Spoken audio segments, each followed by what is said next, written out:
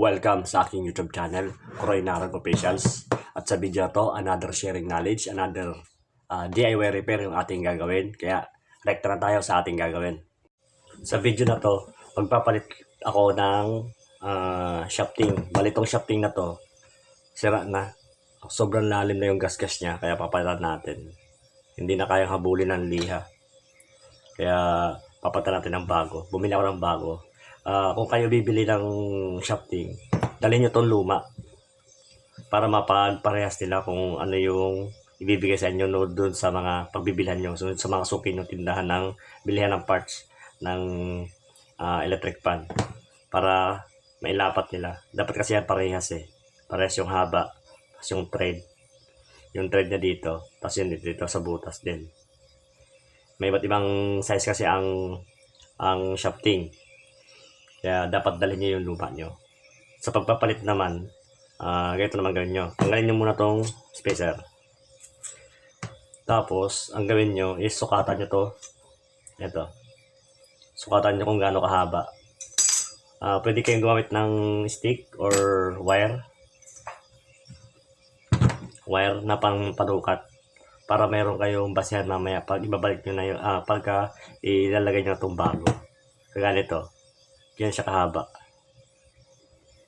Yan, ganyan siya kahaba dapat. Pag binalag nyo ganyan din para tumama doon dito sa may pinaka niya. Pinaka motor niya dito sa gitna. Yan. Tapos kung di naman gamitin na stick. Sukatan mo na ganyan. Lapat mo. Tapos gamit ka ng masking tape. Tapos lagyan mo siya ng marking. Kaya hanggang dyan siya dapat. Yan. Sa pagtanggal naman, siyempre gagamit tayo ng martilyo.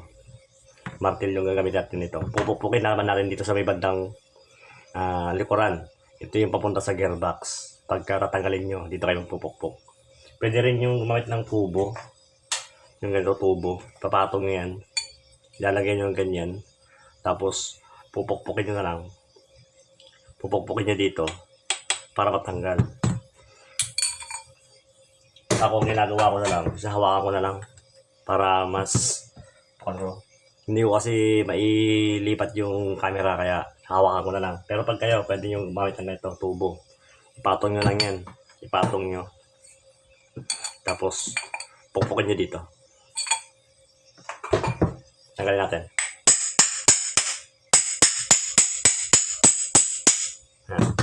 Tanggal na. Yan lang kabilis. Tapos, sa pagbabalik naman, kanina, pinukpok mo dito sa likuran. Pag pagbabalik naman, ang pagpupukpok mo naman is dito naman sa harapan naman niya. Ito yung lalagyan mo ng lock. Pupukpokin natin, pabalik.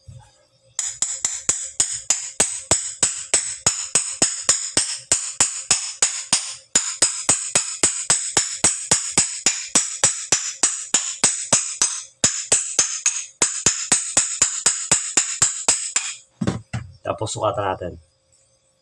Yan. Kunti pa.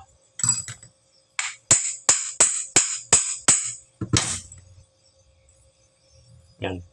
Pag sumobra naman, sumobra to Pag sumobra naman, balik mo ng konti.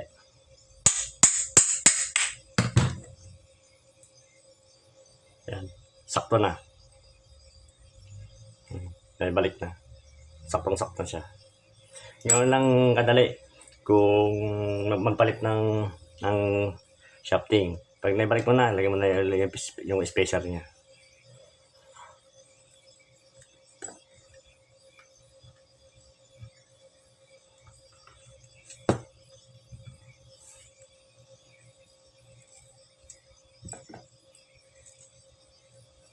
Kaya ganoon lang. Okay na. Kaya hanggang dito na lang ang video at sana may nagustuhan nyo at sana may natutunan kayo. At kung nagustuhan mo, huwag mo kalimutan mag-subscribe sa aking YouTube channel. At pakipindot mo na rin yung notification bell button para ma-update ka sa ilalabas ko pa mga bagong video. Kaya hanggang sa muli, this is Kroy Narag Officials. See you sa next video.